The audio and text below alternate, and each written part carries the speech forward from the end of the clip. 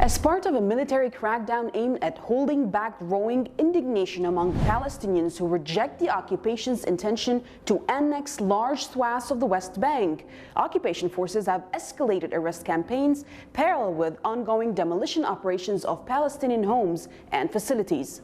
According to the Palestinian Information Center, the Israeli military kidnapped last week as many as 30 Palestinians during swoops across the West Bank and attacked the Palestinian youths protesting settler raids in the occupied territory.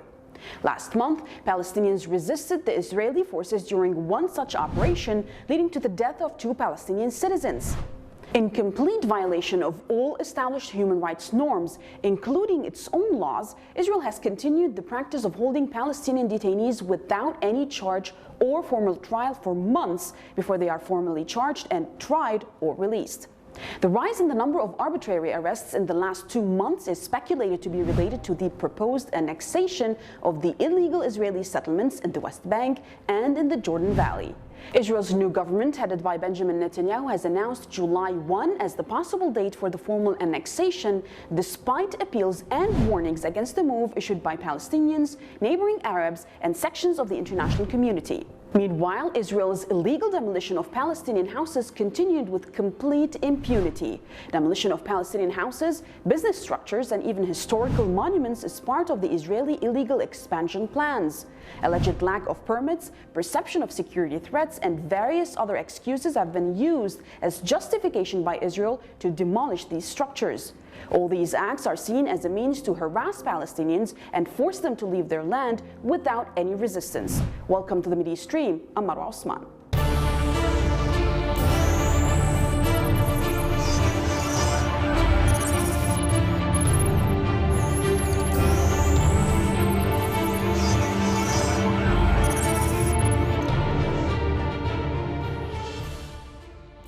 Though Israel regularly arrests Palestinians and keeps them under illegal detention for months, the number of such arrests have risen in the last couple of months in complete violation of all established human rights norms.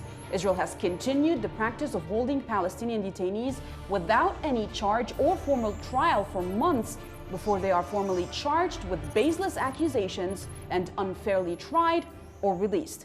To discuss this issue with us from Madrid is Alberto Garcia Watson, activist and member of the International Solidarity Movement. Thank you very much, Alberto, for being with us now. The rise in the number of arrests in the last couple of weeks, up to the last couple of months as well, is speculated to be related to the proposed annexation of both the West Bank and the Jordan Valley as well. This is part of the Israeli plan for Palestine now, but is it now also part of the plan to arrest every Palestinian that there stands in the face of this proposed annexation, if you will? Well, it actually could be, because it's expected that any time from the 1st of July on, when the Knesset approves the plan of expansion and the annex of wide territory of the West Bank and the Jordan Valley, will be an uprising. And this uprising will represent a big amount of youngsters involved. So what it looks very obvious is that they already want to scare these youngsters with this massive amounts of arrests on youngsters, and not just arrests. We've seen in the past days, ever since George Floyd was executed in Minneapolis, United States, we had already something like around 5 or 6 minors shot to the head, killed, or arrested. So it seems like the record of Israel concerning human rights towards children is deteriorating over and over. And as I said, it's expected that it's going to be a big reaction from the 1st of July, and mostly youngsters will be involved. So this is a way of probably getting these youngsters to stay home and to fear the consequences of participating in the new revolts. Well, Alberto, some of those that are being detained by the Israeli occupation forces, as you just now said, are very young people, like an 18-year-old schoolboy and a 16-year-old minor, who were both arrested in Beit Omar town, which is near Hebron city. The use of force, we have nighttime arrests, questioning not in the presence of the parents of these children, rides in patrol cars for intimidation, and unnecessary handcuffing of small children, boys. these are some of the violations of the human rights violations, especially the minors' human rights violations that are being implemented by the Israeli occupation forces against the Palestinian youth. Where are all these voices that hail human rights in everywhere across the world, especially in the United States now, affiliated with illegally incarcerating minors inside Palestinian occupied territories being done by these Israeli occupation forces? Actually, this is not new. We saw in 2015 how a section of the United Nations for the human rights of children was trying, as a matter of fact, made the attempt of putting the Israeli army in the blacklist of criminal organizations for exactly doing that. Torturing, arresting massively children, and incarcerating children without any rights of defense, and to the wider spread of tortures in prison, and even sexual assault on children. So this is something that Israel is very good at. I mean, they're improving their record towards the massive arrest and the conditions in which these children at the moment are incarcerated, which, as I said, no human rights. Many of them come out totally touched, completely deteriorated mentally, and they break them apart. So it's actually very difficult. These children can actually keep a normal life when they come out of prison. The conditions are really deteriorating, especially for youngsters, and not just for 18-year-old, but even well, for little Alberto, children it seems coming that from school. this condition is just going to get worse, especially after July 1st, the date that has been put forward by Netanyahu himself and his new government concerning the beginning of the annexation of both the West Bank and the Jordan Valley. But we have seen many countries, including international agencies like the United Nations and the European Union, they have all warned Israel against this type of illegal annexation. They noted that unilateral annexation would breach international law and would be a devastating blow to the prospects of a two-state solution to the Israeli-Palestinian conflict. But let me stop here. I personally call this a bluff. What about you? What do you call this? But I actually, I'm very afraid that the situation is going to go beyond just a bluff. This interest comes from the very beginning of the Zionist movement taking place in the first World Congress, Jewish Congress in Basel in 1897. From the moment that actually Ben-Gurion took power in Israel, he actually came up with a big plan and project of the Greater Israel. And from the Nile to the Euphrates is actually the territory that Israel proposes in their project to annex, using the chance that most of Arab countries are debilitated by wars, invasions, jihadism, and this is actually the best accomplice of Israel for its projects. Well, Alberto, Israel has been non-compliant with more than 40 Security Council resolutions and about 100 UN General Assembly resolutions. And now it continues to steal more Palestinian land and to imprison more native Palestinians. An intifada is no longer a question here, because we all know the Palestinian people. The question is when? As I very well said, they might need a coup d'etat in Palestine and get rid of the leadership that is actually complying with Israel. Mahmoud Abbas, Abu Mazen had already mentioned a few years ago that while he's the leader of the Palestinian National Authority, it would not be an intifada. And that is the big problem. As long as there's no pressure or force used against the Israeli force, there'll be no possibility actually to fight them. Then we have, for example, the great case situation in Lebanon that thanks to the resistance, the Mukawama, especially Hezbollah, we see that Israelis are very, very scared of trying or getting involved into military actions now against Lebanon, because Hezbollah is actually the only army that the Israelis respect. Palestine at this moment doesn't have that force like they used to have it in some previous years, and we see that they do have it in Gaza, though. Do you think Gaza might be trying to push forward, maybe, or might try to push forward in the event of more annexation of Palestinian land?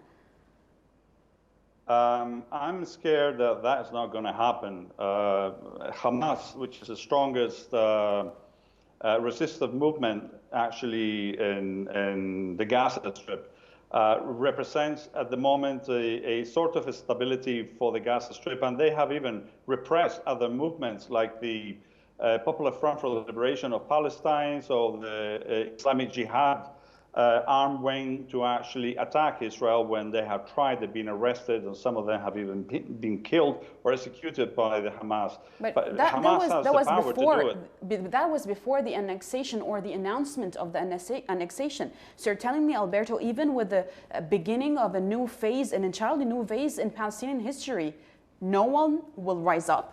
I'm afraid that unless there is a unity between all the Palestinian forces, this will never happen.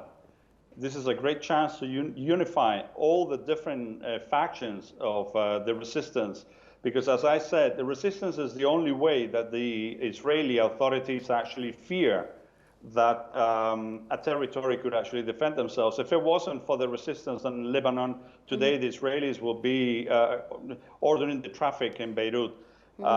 This is a real sad point, and this is actually the fault of of Mahmoud Abbas, that has been trying to divide all the resistance movements, the Palestinian ones, and actually is provoking that the division. Now it's used by the Israelis to take advantage in this situation with expansion. Well, Alberto Garcia Watson, activist and member of the International Solidarity Movement, thank you very much for talking with us about the arbitrary arrests done by the Israeli occupation forces against the native Palestinians. Please stay tuned for our next segment about Syria.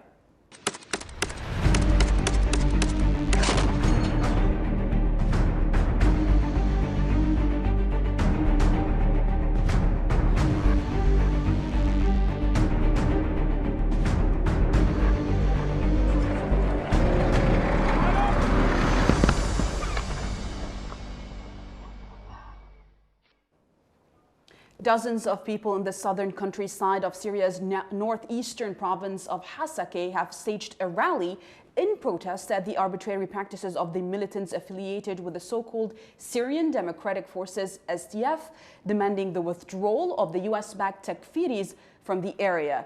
Syrians clash with US-backed SDF militants in the following report. At least 8 people were killed and 7 others wounded by the explosion of a car bomb in Syria's northeastern province of Hasakeh on Saturday, June 6. According to Sana news agency, the explosion took place near the Tel Halaf area south of the city of Ras Al Ain in the southwestern countryside of Hasakeh. A day earlier, 2 children were killed and 3 people were wounded when a car bomb went off in Ras Al Ain. The explosion was caused by a booby-trapped taxi cab, which was detonated near the National Hospital on Friday evening. Ras Al Ain in the northwestern countryside of Hasakeh province is under the control of the Turkey-backed militant groups. Sana said the area witnessed militant-on-militant battles, adding that the militant infighting renewed on Friday, June 5. Meanwhile, Syrians staged a protest in Hasakeh to condemn the presence of the so-called Syrian Democratic Forces, SDF, a US-backed alliance of mainly Kurdish militants. The demonstration took place near the town of Shaddadi, south of Hasakeh, on Friday. The protesters tried to reach Shaddadi, but the Kurdish forces known as Asayish blocked their way, according to the Sana report. They were angry about the killing of Mohammed Saleh Al-Ali, 32 years, and the wounding of several others as a result of live ammunition fired by the US-backed SDF, which cooperated with US occupation while dispersing the demonstration against them. On Thursday, Al-Shaddadi city was the scene of a similar protest against the SDF. Dozens of residents of the city gathered in the main streets and blocked the main highway with burning tires for the second day in a row, calling for the withdrawal of the US troops from the area and the return of the Syrian Arab Army. According to locals of Al-Shaddadi, the demonstration was primarily against the SDF for causing electricity blackouts in the city and its surrounding towns and for blocking drinking water from them. Locals also voiced their rejection against the chaos, kidnappings, killings, monopolies, and restrictions on the people imposed by the US-backed SDF.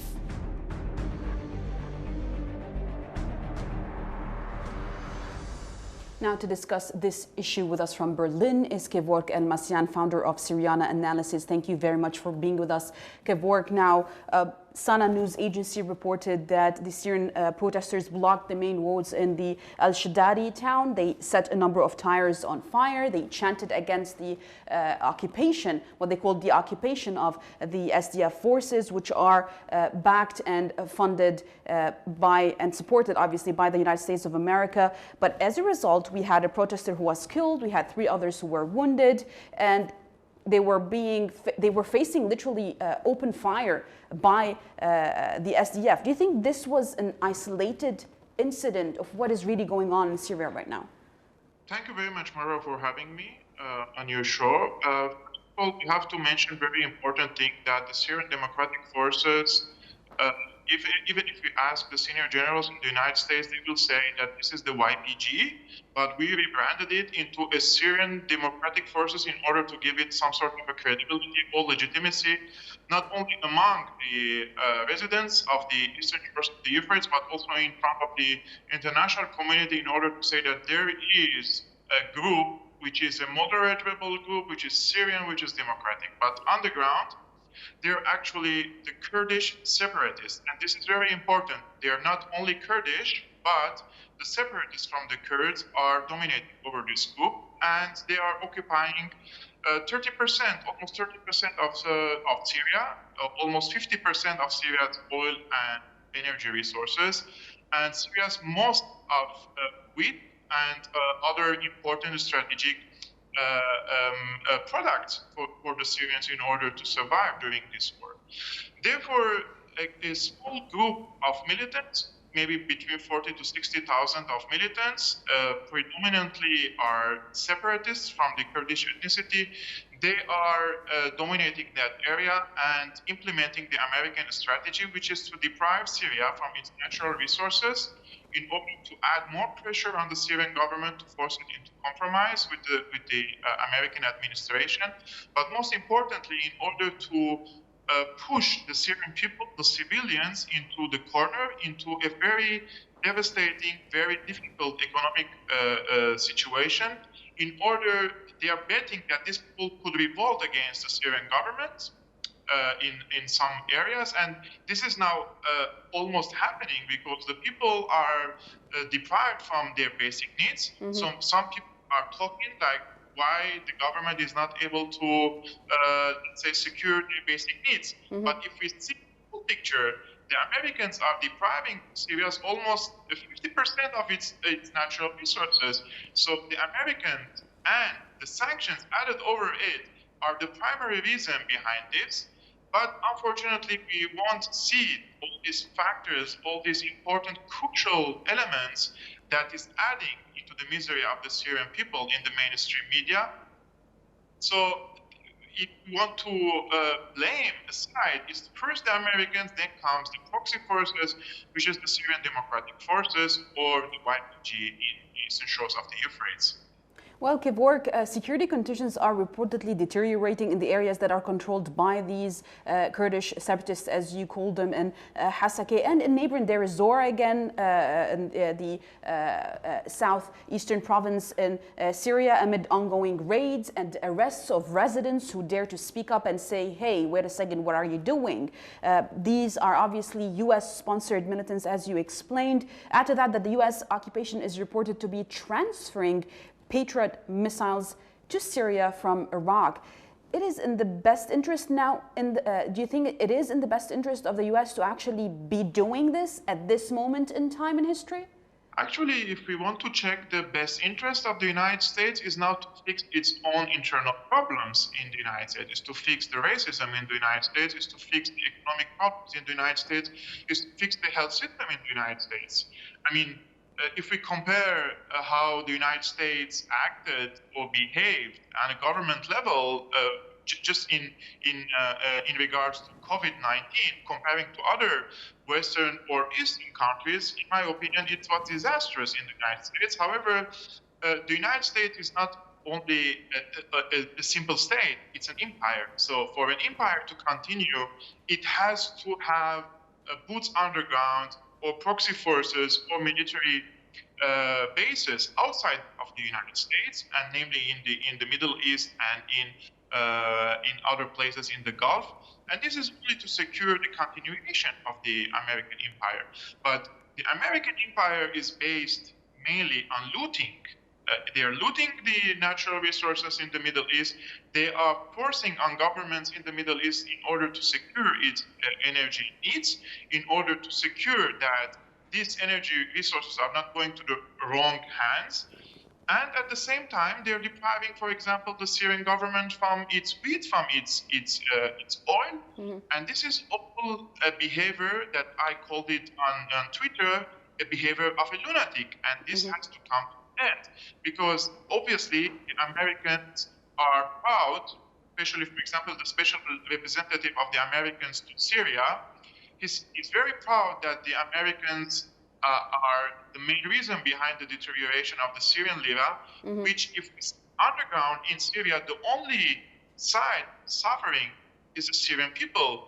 And we won't see like officials or ministers in Syria suffering as the same pace like the Syrian people, but mm-hmm. they don't care. Well, Kevork, we had seen basically in the regional media, but not in the mainstream media. This is why I'm mentioning this now. Numerous raids and arrests that have been taking place in Deir ez-Zor, especially in recent months, up to the time when the U.S. burned down the fields, the wheat fields and cornfields in Syria. It included raids and arrests in the villages of Abu Hamman, Basira, Al-Shuhail, Abu Hammam, Garanij, and Al-Izba, Tabqa, and Mansoura. These are huge towns. We're not talking about local small towns. These are huge towns in Deir ez-Zor. And this will obviously increase tensions in the area. Now, do you think that the Syrian army is ready to fight off such a U.S. occupation, or would rather allow maybe the locals to form some sort of a local resistance against this form of occupation and colonialism? Actually, we have to put these arrests into the proper context. The Americans and their proxies in this area are arresting the Syrians in this part, in the eastern shores of the Euphrates, in certain towns that are predominantly Arabs. And these people aren't happy with the American occupation in that area, and aren't happy with these separatists who are enforcing their way of life, they're enforcing their language, and they're even closing schools, and if these schools don't abide with this Kurdish curriculum, which is a similar behavior to basically to the Turkish behavior in Afrin, for example. They kicked out the Kurds, and they're Turkifying that area. The separatists in the eastern shores of the Euphrates, they're just copying the Turkish style in that part. So what's happening is these arrests are targeting the popular base of any potential resistance in the future, so that they're creating a situation of terror against these people in order to terrorize them and tell them, if you even think about resistance in this area, military resistance against the American forces or the proxy forces, this will be your destiny. So the Syrian government, in my opinion, has no interest and no capability right now, economically speaking at least, in order to fight directly against the American forces. However, they could urge and encourage a popular resistance against the American occupation in order to add pressure on the Americans, the same way the Americans are adding pressure on the Syrian government. Unfortunately, this is a very geopolitical game there, and who's paying the price, as I mentioned, is the Syrian people. But there is no other way except kicking out the Americans, illegal occupation of the Americans from Syria, and without kicking them out, there would be no peace and stability. Exactly. This is where I want to go through. Kevork, was just less than 1 minute. We have local councils affiliated with the US-backed militants who have also been accused of financial corruption in these areas, which have increased the anti-sentiment for these groups. But we have also the Turkish threat to the north. What options do you think that they have now to maneuver the situation? I'm talking about the Syrian government here. Actually, the Syrian government is giving hands to the Kurdish forces there, and they're asking them for reconciliation in exchange to give them more rights or some sort of administrative rights in their areas, but unfortunately the Kurdish separatists are insisting till the moment to bet on the American, which is the wrong horse, because the Americans have no future in Syria, and they will withdraw from Syria sooner or later. And I hope that when the Americans withdraw, we won't see a large Turkish forces occupying north and northeastern Syria, because back then it will be, unfortunately, a big war against Turkey, which Syrians don't have this interest. Kevork Almasyan from Berlin, founder of the Syriana Analysis News website and YouTube channel. And thank you very much. Unfortunately, we're out of time. Thank you for your contribution to our show. And please stay tuned next week for more from the Mideastream.